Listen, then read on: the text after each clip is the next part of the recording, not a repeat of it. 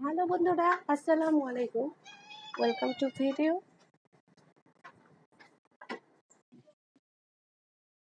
সেলাই করতেছি,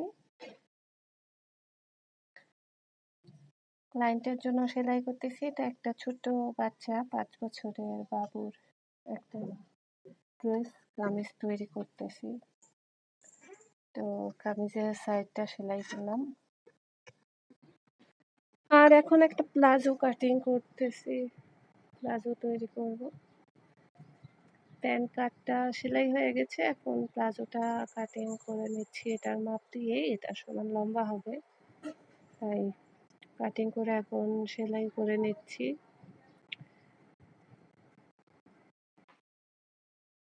তো এই প্লাজোটা সেলাই করলে তারপর হচ্ছে নেক্সট সেলাই করবো। তো যেহেতু ঈদের সিজন, মোটামুটি ভালোই মাশাআল্লাহ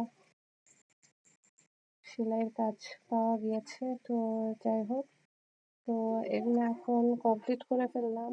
তো এই ড্রেসটা রেডি হয়ে গেছে, 5 বছরের বাচ্চার কামিজ। তো পুরোটা রেডি করে রেখেছি, এখন ভালো করে ভাঁজ করে রেখে দিব ক্লায়েন্টকে দেওয়ার জন্য।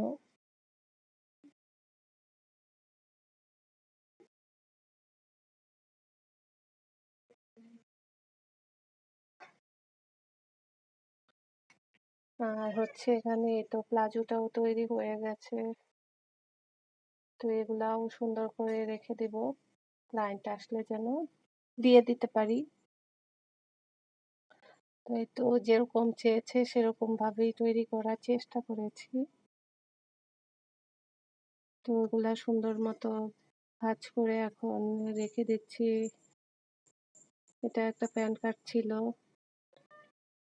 তো এটা একটু আমার বাচ্চা পানি ফেলে দিয়েছিল, এটা একটু শুকিয়ে তারপর রেখে দিব। আর হচ্ছে এটা হচ্ছে একটা ছোট বাচ্চার রুমাল ছাট, ফ্রক বলতে পারেন। তো এটা সেলাই করতেছি, এটা কোমরের পাশটা জোড়া দিচ্ছি। তো এটাও কাটিং করে নিয়েছি, এটা একটা 2 পিস দিয়েছে। এটার সাথে হচ্ছে সালোয়ার ও প্লাজো দিয়েছে।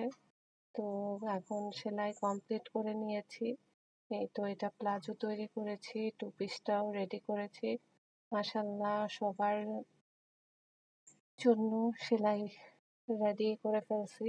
এখন এগুলা হচ্ছে ডেলিভারি দেওয়ার পালা। তো এটাও হচ্ছে ওই যে রুমাল আর জামাজের যে ফিতা দিয়েছিলাম, তো এখন আবার সুন্দর মতো ভাঁজ করে রাখবো। সেলাই করে ভাঁজ করেছিলাম, আর একটু ঢিলে ঢালা বড় করে বানাতে বলেছিল, তো সেরকম করেই লুজ ফিটিং দিয়েছি। আর হাতা দিয়েছি মাই হাতা, এই আর কি।